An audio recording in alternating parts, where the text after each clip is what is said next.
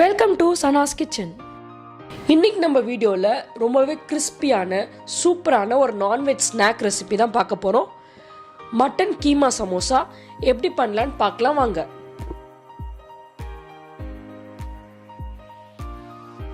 இப்போ இந்த சமோசா செய்யறதுக்காக சமோசா ஷீட் நான் வீட்டிலே ரெடி பண்ண போகிறேன். கடையிலலாம் நான் வாங்கலை. கடையிலலாம் அந்த ஷீட்ஸ் வாங்கினீங்கன்னா நிறைய ப்ரிசர்வேட்டிவ்ஸ்லாம் போட்டு வச்சுருப்பாங்க. இப்போ இந்த சமோசா ஷீட் பண்ணுறதுக்காக 3 கப் அளவுக்கு மைதா மாவு எடுத்திருக்கேன். 2 ஸ்பூன் அளவுக்கு இது கூட ஆயில் ஆட் பண்ணிவிட்டு ஃபஸ்ட்டு நல்லா கலந்து விட்டுருங்க.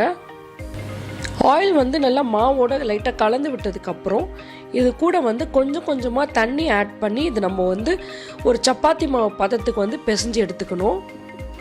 ஸ்டார்டிங்லேயே நிறைய தண்ணி ஊற்றிடாதீங்க, இல்லைன்னா ரொம்ப பிசு பிசுன்னு ஆகிடும். கொஞ்சம் கொஞ்சமாக தண்ணி ஆட் பண்ணி நீங்கள் பிசைஞ்சிக்கோங்க.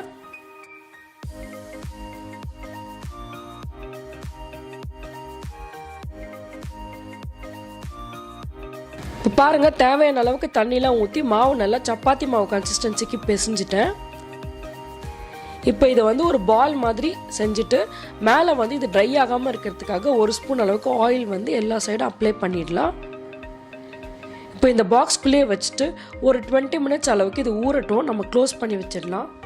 சமோசா ஷீட்காக நம்ம மாவு ரெடி பண்ணுறப்ப சால்ட் ஆட் பண்ணுறது மேண்டேட்ரி இல்லை. உங்களுக்கு வேணும்னா நீங்கள் ஆட் பண்ணிக்கலாம். ஒரு 20 நிமிஷம் அளவுக்கு மாவு நல்லா ஊறிடுச்சு. பாருங்கள், நல்லா சாஃப்டாக இருக்குது. இப்போ இது லைட்டாக ஒரு தடவை பிசைஞ்சிட்டு நம்ம குட்டி குட்டி பால்ஸாக பிடிச்சி வச்சுக்கலாம். இப்போ நான் பிசைஞ்சு வச்சுருந்த மாவு எல்லாமே கரெக்டான போர்ஷன்ஸில் இந்த மாதிரி குட்டி குட்டி பாலாக பிடிச்சி வச்சுருக்கேன். பால் பிடிச்சதுக்கப்புறம் இதை அப்படியே ஓப்பனாக வைக்காதீங்க. நீங்கள் பெரட்டுற அந்த மாவு மட்டும் எடுத்துக்கிட்டு மீதியை அந்த பாக்ஸ்குள்ளேயே மூடி வச்சுருங்க, இல்லைன்னா மாவெல்லாம் ட்ரை ஆகிடும். இப்போ சப்பாத்தி பெரட்டுற கட்டையில் நான் கொஞ்சமாக மைதா மாவு டஸ்ட் பண்ணிக்கிறேன்.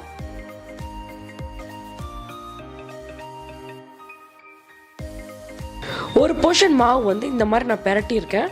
நல்லா மெல்லிசாக பெரட்டி வச்சுக்கோங்க. எந்த அளவுக்கு நான் மெல்லிசாக பெரட்டிருக்கேன்னா அடியில் என்னோட அந்த சப்பாத்தி கட்டை தெரியுது பாருங்கள்.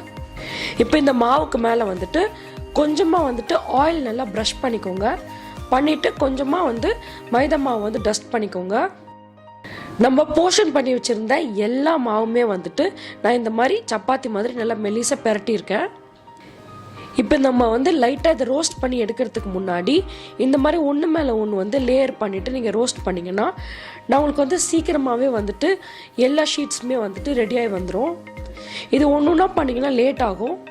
இப்போ தவா மீடியம் டு ஹை ஃப்ளேமில் சூடானதுக்கப்புறம் நம்ம ரெடி பண்ணி வச்சுருக்க இந்த ஷீட்ஸை போட்டு நல்லா ரோஸ்ட் பண்ணி எடுத்துடலாம். இது ரோஸ்ட் பண்ணுறப்ப ஆயிலெல்லாம் எதுவுமே அப்ளை பண்ண வேண்டாம். 2 சைடுமே ஒரு 2லேருந்து 3 நிமிஷம் அளவுக்கு ரோஸ்ட் பண்ணாலே போதும். ரொம்ப சின்னதான ஒரு ப்ரௌன் ஸ்பாட்ஸ் வந்தாலே போதும். 2-3 நிமிஷத்துக்கு அப்புறம் பார்த்தீங்கன்னா 2 சைடும் நல்லா வெந்துருச்சு. இப்போ இதை நான் தனியாக எடுத்து காட்டுறேன் பாருங்கள். இந்த ஷீட் இப்போ ரெடி ஆயிடுச்சு. இதை நம்ம தனியாக எடுத்து வச்சுக்கலாம். இப்போ இந்த சமோசாக்குள்ளே வைக்கிறதுக்காக நம்ம மட்டன் கீமா ஸ்டஃபிங் ரெடி பண்ணிடலாம். ஒரு பேனில் ஒரு 3லேருந்து 4 ஸ்பூன் அளவுக்கு எண்ணெய் ஆட் பண்ணிக்கிறேன். எண்ணெய் நல்லா சூடானதுக்கப்புறம் 3லேருந்து 4 பச்சை மிளகா சின்னதாக கட் பண்ணி ஆட் பண்ணிக்கிறேன். இப்போ இந்த பச்சை மிளகா கூடவே காரத்துக்காக நான் 2 ஸ்பூன் அளவுக்கு சில்லி பவுடர் ஆட் பண்ணிக்கிறேன். 1 ஸ்பூன் அளவுக்கு நான் கிச்சன் கிங் மசாலா ஆட் பண்ணிக்கிறேன். ஒரு 1/2 ஸ்பூன் அளவுக்கு மஞ்சள் தூள் ஆட் பண்ணிக்கிறேன். இப்போ இந்த எண்ணெயோட இந்த ரா ஸ்மெல் போகிற அளவுக்கு இது நல்லா வதக்கி விட்டுருங்க. ஒரு 1லேருந்து 2 நிமிஷம் அளவுக்கு இது வதங்கினதுக்கப்புறம் நான் பொடியாக நறுக்கி வச்சுருக்க 2 பெரிய சைஸ் வெங்காயம் இது கூட நான் ஆட் பண்ணிக்கிறேன். வெங்காயம் இன்னும் கொஞ்சம் நல்லா வதங்கிறதுக்காக கொஞ்சமாக நான் சால்ட் ஆட் பண்ணிக்கிறேன். ஒரு 1லேருந்து 2 நிமிஷம் வெங்காயம் இந்த மசாலாவோட நல்லா வதங்கினதுக்கப்புறம் இதுக்கு நல்லா ஃப்ளேவர் கொடுக்கறதுக்காக ஒரு பெரிய ஸ்பூன் அளவுக்கு இஞ்சி பூண்டு பேஸ்ட் நான் ஆட் பண்ணிக்கிறேன். இஞ்சி பூண்டு பேஸ்ட் ஆட் பண்ணி ஒரு 1 நிமிஷம் நல்லா வதக்கிடுங்க. அதுக்கப்புறம் இந்த வெங்காயம் அடிப்பிடிக்காமல் இருக்கிறதுக்காக கொஞ்சமாக நான் தண்ணி ஆட் பண்ணிக்கிறேன். தண்ணி ஆட் பண்ணதுக்கப்புறம் இந்த வெங்காயம் மசாலா இஞ்சி பூண்டு பேஸ்ட்டோட ரா ஸ்மெல் போகணும். ஒரு 2லேருந்து 3 நிமிஷம் அளவுக்கு இது நல்லா வதங்கட்டும். பாருங்கள், வெங்காயம் நல்லா வதங்கி ஒரு மாதிரி தொக்கு மாதிரி ஆயிடுச்சு. இப்போ இந்த ஸ்டேஜில் நான் வாஷ் பண்ணி வச்சுருக்க 300 கிராம்ஸ் மட்டன் கீமா நான் ஆட் பண்ணிக்கிறேன். இது நான் கொஞ்சமாக மஞ்சள் தூள் மட்டும் போட்டு வாஷ் பண்ணி வச்சுருக்கேன். இப்போ இந்த கீமா ஆட் பண்ணதுக்கப்புறம் இந்த வெங்காயத்தோடு நல்லா கலந்து விட்டுருங்க. இப்போ இந்த கீமா வேகிறதுக்காக கொஞ்சமாக தண்ணி ஆட் பண்ணிக்கலாம், நிறைய வேண்டாம். மட்டனில் வேறு ஆல்ரெடி கொஞ்சம் தண்ணி இது விடும். வேகிறப்ப. இப்போ இந்த மசாலா கீமா வந்துட்டு ஒரு 3லேருந்து 4 நிமிஷம் அளவுக்கு வேகட்டும். அதுக்கப்புறம் திறந்து பார்க்கலாம். 3லேருந்து 4 நிமிஷம் ஆயிடுச்சு.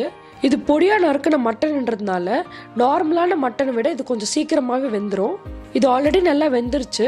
உங்களுக்கு இன்னும் கொஞ்சம் ரோஸ்டடாக வேணும் அப்படின்னா இன்னொரு 3லேருந்து 4 நிமிஷம் நீங்கள் வச்சு நல்லா ரோஸ்ட் பண்ணி எடுக்கலாம். அவ்வளோதான், நம்ம சமோசாக்குள்ளே வைக்க வேண்டிய இந்த மட்டன் கீமா ரெடி ஆயிடுச்சு. லாஸ்ட்டாக கொஞ்சமாக நான் நறுக்குன கொத்தமல்லி ஆட் பண்ணிக்கிறேன். இன்னும் கொஞ்சம் ஃப்ளேவர் நல்லா இருக்கிறதுக்காக நான் 1 ஸ்பூன் அளவுக்கு பெப்பர் பவுடர் ஆட் பண்ணி கலந்து விட்டுறேன். இப்போ நம்ம ரெடி பண்ணியிருக்க இந்த கீமா ஸ்டஃபிங்கை ஒரு பிளேட்டில் எடுத்து வச்சுருங்க. நல்லா ஆறட்டும். அப்போ தான் நம்ம சமோசாக்குள்ளே ஸ்டஃப் பண்ண முடியும். இப்போ நம்ம ரோஸ்ட் பண்ணி வச்சுருக்க இந்த சமோசா ஷீட்டை கரெக்டான சைஸில் கட் பண்ணி எடுத்துக்கலாம். நான் உங்களுக்கு காட்டுறதுக்காக ஸ்கேல் யூஸ் பண்ணி கட் பண்ணுறேன். உங்களுக்கு சமோசா எந்த சைஸில் வேணுமோ அதுக்கேற்ற மாதிரி நீங்கள் சைஸில் கட் பண்ணிக்கலாம் இந்த ஷீட்ஸை. எனக்கு ஒரு மீடியம் சைஸில் சமோசா வேணுன்றதுனால நான் இந்த சைஸில் கட் பண்ணியிருக்கேன். என்னோட ரைட் சைடில் இருந்து இந்த ஷீட்டை ஒரு ட்ரையாங்கிள் ஷேப்பில் நான் மடிச்சுக்கிறேன். இன்னொரு தடவை இதை மடிச்சுட்டு அதுக்கப்புறம் இதோட உள் சைடில் இதை ஒட்டுறதுக்காக நான் ஒரு சின்ன கப்பில் மைதா மாவு தண்ணி ஆட் பண்ணி மிக்ஸ் பண்ணி வச்சுருக்கேன். இது ஒட்டுறதுக்காக அந்த பேஸ்ட் யூஸ் பண்ணி நான் இதை நல்லா ஒட்டிக்கிறேன் ஒரு சைடில். இப்போ இது கூட நம்ம ரெடி பண்ணி வச்சுருக்கேன் இந்த மட்டன் கீமா ஸ்டஃபிங்கை உள்ளே வச்சிடலாம். வச்சுட்டு மீதி இருக்க ஷீட்டுமே இந்த மாதிரி சமோசா மாதிரி மடிச்சிடுங்க. இப்போ லாஸ்ட்டாக இந்த பாட்டில் நம்ம ரெடி பண்ணி வச்சுருக்க அந்த மைதா பேஸ்ட்டை அப்ளை பண்ணிவிட்டு சமோசாவை நல்லா சீல் பண்ணிவிடுங்க. சமோசாவோட சைட்ஸ்லாம் நல்லா சீல் பண்ணிவிடுங்க. இல்லைனா இது வறுத்து எடுக்கிறப்ப தனியாக பிரிஞ்சு வந்துடும். இப்போ இதே மாதிரி நம்ம கட் பண்ணி வச்சுருக்க எல்லா ஷீட்லேயுமே சமோசா மாதிரி ரெடி பண்ணிவிட்டு உள்ளே மட்டன் கீமாவை ஸ்டஃப் பண்ணிடலாம். இப்போ நான் சமோசாலாம் ரெடி பண்ணிவிட்டேன். அதை ஃப்ரை பண்ணி எடுத்துக்கலாம். கடாயில் எண்ணெய் ஊற்றிட்டு இது ஒரு மீடியம் ஃப்ளேமில் நல்லா ஹீட் ஆகட்டும். அதுக்கப்புறம் நம்ம ரெடி பண்ணி வச்சுருக்க இந்த சமோசாலாம் நான் ஆட் பண்ணிக்கிறேன். மீடியம் ஃப்ளேம்லேயே ஒரு 3லேருந்து 4 நிமிஷம் அளவுக்கு இந்த சமோசாவை நல்லா ஃப்ரை பண்ணி எடுத்துக்கோங்க. 1 நிமிஷத்துக்கு ஒரு தடவை சமோசாவோட எல்லா சைடும் நல்லா திருப்பி விட்டு நல்லா ஃப்ரை பண்ணிக்கோங்க. அப்போ தான் எல்லா சைடுமே கரெக்டாக வெந்து வரும்.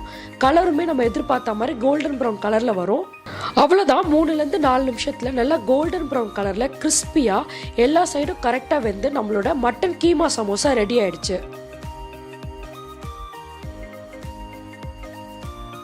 இப்போ இந்த மட்டன் கீமா சமோசாவை நான் ஒரு பிளேட்டில் வச்சுட்டு இதுக்கு மேலே நான் சர்வ் பண்ணுறதுக்காக புதினா சட்னி ரெடி பண்ணியிருக்கேன். ரொம்பவே டேஸ்டியான கிறிஸ்பி அண்ட் சிம்பிளான நம்மளோட மட்டன் கீமா சமோசா ரெடி ஆயிடுச்சு. நீங்களும் இதை வீட்டில் ட்ரை பண்ணி பார்த்துட்டு உங்கள் ஃபீட்பேக்கை கமெண்ட்ஸில் சொல்லுங்கள். Happy cooking.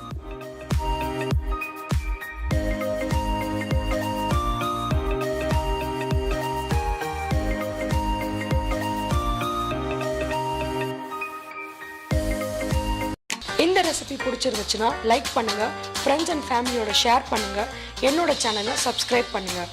தேங்க்யூ.